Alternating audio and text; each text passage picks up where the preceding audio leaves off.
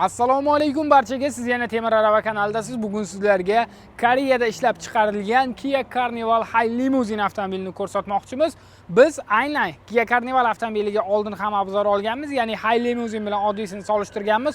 O'shanda ko'rsatgan High Limousineimiz Koreya Respublikasida yasalgan High Limousine edi. Bugun ko'rsatadiganimiz esa original Kia Carnival High Limousine avtomobili juda ham zo'r narxda.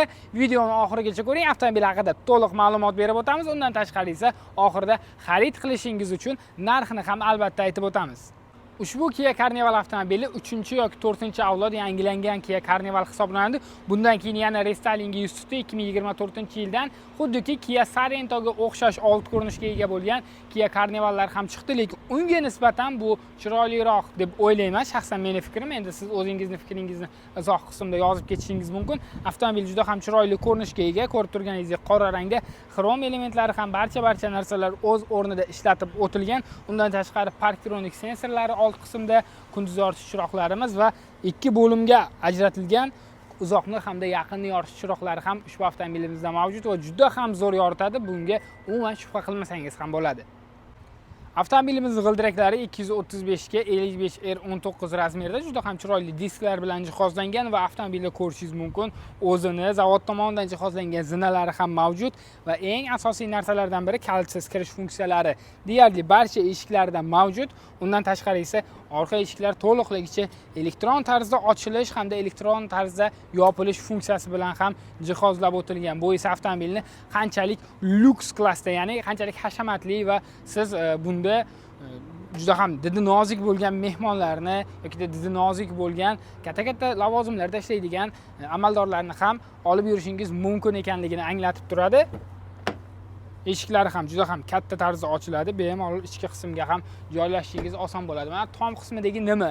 O'zi ko'pchilik ko'radi buni tom qismidagi qo'shimcha yukxona deb o'ylaydi, lekin Kia Carnival High Limousine avtomobilimizda bu yukxona vazifasini bajarmaydi. Tom qismi juda ham bunda nisbatan balandroq bo'ladi, televizorlar o'rnatilgan ichki qismiga. Shuning uchun tom qismida mana shunaqangi qo'shimcha, ya'ni tom qismini balandroq qilish uchun qo'shimcha joy qo'yib o'tilgan bo'ladi avtomobillarda. Mana shunaqa, ya'ni tom qismida qo'shimcha joyi borlarini ko'rsangiz, u demak Kia Carnival High Limousine hisoblanadi. Bu hech qanaqangi yuk ortish uchun mo'ljallanmagan. Kia Carnival avtomobili orqa ko'rinishi ham juda ham chiroyli, old qismiga nisbatan o'xshab ketadigan qilib ishlangan. Undan tashqari esa yukxona to'liqligicha elektron tarzda ochilish, yopilish funksiyasiga ega. Undan tashqari ichkaridan ochishingiz mumkin, pultdan ham yukxonani o'zini ochib yopishingiz mumkin va bu yerda ko'ryapmizki, 4-qator o'rindiqlari ham ushbu avtomobilimizda mavjud. Carnival avtomobilining ichki qismiga ham o'tirib oldik, ko'rishingiz mumkin. Ichki qism juda ham qulay. Birinchi bo'lib o'rindiqlardan boshlaydigan bo'lsak, charmlar sifatli charmdan foydalanilgan. Undan tashqari isitish hamda sovutish funksiyalari bilan jihozlangan. Ikkita xotirasi ham old o'rindiqlarda mavjud. Elektron ko'zgularimiz, ya'ni ko'zgularimiz to'liqligicha elektron tarzda boshqariladi. Rulimiz multi-rul. Bu yerdan adaptiv kurs kontrolni boshqarishingiz, multimediani ham boshqarib ketishingiz mumkin. Mexanik tarzda pastga, tepaga hamda oldinga, orqaga sozlanadi rullarimiz. Ko'ryapsiz, hamma narsa o'z o'rnida ishlatib o'tilgan avtomobilimizda.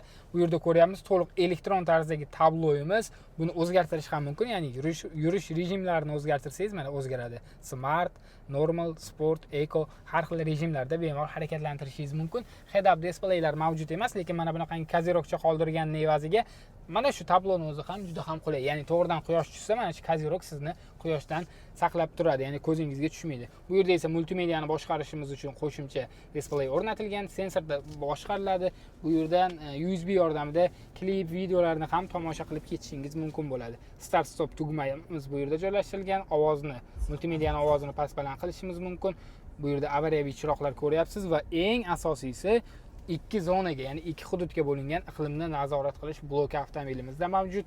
USB portlarimiz, bu yerda esa aynan Apple CarPlay funksiyasini ishlatish uchun qo'shimcha USB port o'rnatilgan, simsiz quvvatlash, zaryadlash bloki va yana hayron qoldiradigan narsalar ko'pligidan avtomobilda mana bu yerda stakan qo'yish uchun joylarimiz, isitish hamda sovutish funksiyalari bilan jihozlab o'tilgan. Ya'ni qish kunida kofe sovib qolmasa, yozgi kunida muzlikkina ichimligingiz isib qolmasligi uchun xizmat qiladi. Uzatmalar qutisi esa 8 pog'onali va u shayba yordamida amalga oshiriladi. P mana bu yerda tugmada D hamda R larni siz shaybani aylantirish orqali o'tkazishingiz mumkin bo'ladi va avtomobilning gabariti katta, buni o'zingiz ham juda yaxshi bilasiz. Shuning uchun bu avtomobilimizda 360 gradus kamera ham mavjud. Ya'ni siz ichki qismni o'zida o'tirib, avtomobilni yon atrofini bemalol ko'rib ketishingiz mumkin bo'ladi. Carnival avtomobilining ichki qismiga ham joylashib oldik. Ko'rishingiz mumkin, juda ham yaxshi bu yerda. Mana televizorlar ham bor. Boya aytib o'tganim, bunga tom qismida turgan narsa mana shu, ya'ni patologini balandroq, ya'ni tomini balandroq bo'lishini ta'minlaydi. Nima uchun? Aynan siz turib orqa qatorga o'tayotganingizda sizga qulayroq bo'lishi uchun. Ko'ryapsizmi? Boshingiz tegmasligi uchun shunaqa qilib ishlangan avtomobil. Oddiy Kia Carnivallarda mana shu qismidan tom yopilgan bo'ladi. Orqa qismga o'tayotganda siz ko'proq egilib o'tishingizga to'g'ri keladi. Bunda shuning uchun ham shunaqa qilib qoldirib o'tilgan. Undan tashqari mana bu yerda kitob o'qishingiz uchun kerak bo'ladigan chiroqlar o'rnatilgan avtomobilimizda. Televizor o'rnatilgan, mana bu yerda kattakon chiroq o'rnatilgan, orqa qismni yop-yoriq qilib turish uchun. Endi o'rindiqlar haqida ham ma'lumot aytib o'tadigan bo'lsak, o'rindiqlarimiz, ya'ni mana shu ikkinchi qator o'rindiqlarimizda isitish hamda sovutish funksiyasi bor. Uni siz eshik dastagidagi mana bu funksiya bajaradigan tugmalar orqali yoqib o'chirishingiz mumkin. Mana bu yerda stakan qo'yadigan joylarimiz, bu ham isitish hamda sovutish funksiyasi bilan jihozlab o'tilgan. Mana shu qismda, ya'ni yo'lovchi o'rindig'ining orqa qismida havoni tozalab beradigan jihoz o'rnatib ketilgan. Juda ham yaxshi narsa. Avtomobilning ichki qismidagi havoni o'zi mo'tadil ravishda tozalab, sizga toza havo yetkazib turadi. Kerakli bo'lgan narsalarni barchasi ushbu avtomobilimizda mavjud hamda siz mana bu blok orqali iqlimni nazorat qilishingiz mumkin bo'ladi. Ko'ryapsizmi? Bu yerdan ventilyatsiyani past-baland qilasiz, graduslarni o'zgartirasiz, hamma narsani orqa qatorda turib ham amalga oshirishingiz mumkin bo'ladi. Juda ham zo'r avtomobil, ayniqsa ko'pchilik investorlarni olib yurish uchun, ya'ni katta kompaniyalarga kerak bo'ladigan avtomobil deb hisoblayman buni. Bu esa Carnival avtomobilining 3-qatori. Bu yerda ham nisbatan qulay joylashib ketishingiz mumkin. O'rindiqlar juda ham yaxshi. Mana bu yerda tirsak suyanchiqlarimiz ham bor. Salafan ichida bo'lganligi uchun ocha olmadik. Bu yerda esa stakan qo'yish uchun joy, telefon qo'yish uchun joy, undan tashqari esa USB portlar ham qoldirib o'tilgan avtomobil. Endi 4-qator haqida aytadigan bo'lsak, bu nisbatan kichikroq joy. Aynan kimdir qolib ketishini xohlamasangiz, o'rindiqni to'liqligicha old qismiga tortgan holda, ya'ni barcha o'rindiqlarni old qismiga ozgina surgan holda sozlamalarni o'zgartirib, orqada ham nisbatan kerakli joyni hosil qilishingiz mumkin bo'ladi. Endi qulayroq joylashib ketishni xohlasangiz, shu tinchgina old qismida o'tirib ketganingiz ham yaxshi. Bu ham o'tirishga qulay, lekin aytib o'tganimdek, barcha o'rindiqlarni old qismga ozginadan surib chiqishga to'g'ri keladi avtomobilda. To'g'risini aytganda, avtomobil juda ham yaxshi. Maza qilib oilaviga xarid qilsangiz ham bo'ladi. Endi ko'pchilik oilaviga oddiyroq Carnival oladi. Bu esa Carnivalni lyuks klassdagi, ya'ni lyuks segmentiga to'g'ri keladigan variant hisoblanadi. Bu chunki high limuzin. Bundagi bor qulayliklar oddiy Kia Carnivallarda yo'q. Bunaqa maza qilib ularda harakatlanib keta olmaysiz. Nimalar yo'q? Masalan, tom qismi mana bunaqangi baland bo'lmaydi, televizor bo'lmaydi. Undan tashqari esa mana bunaqangi isitish sovutish funksiyalari, ya'ni stakan qo'yish joyida isitish sovutish funksiyalari bo'lmaydi. Havoni tozalash funksiyasi, mana bunaqangi chiroqlar, mana bunaqangi katta chiroqlar ham oddiy Kia Carnival avtomobillarida bo'lmaydi va Carnivalni ham ikki xili bor, ya'ni O'zbekistonga keladigan varianti bor, Koreya Respublikasining o'zida ishlab chiqarilgan varianti bor. O'zi hammasi Koreyada ishlab chiqariladi, lekin O'zbekistonga kelgan varianti nisbatan boshqacharoq bo'ladi. Bu to'g'ridan-to'g'ri Koreya Respublikasida ishlab chiqarilgan va Koreyadan keltirilgan avtomobil.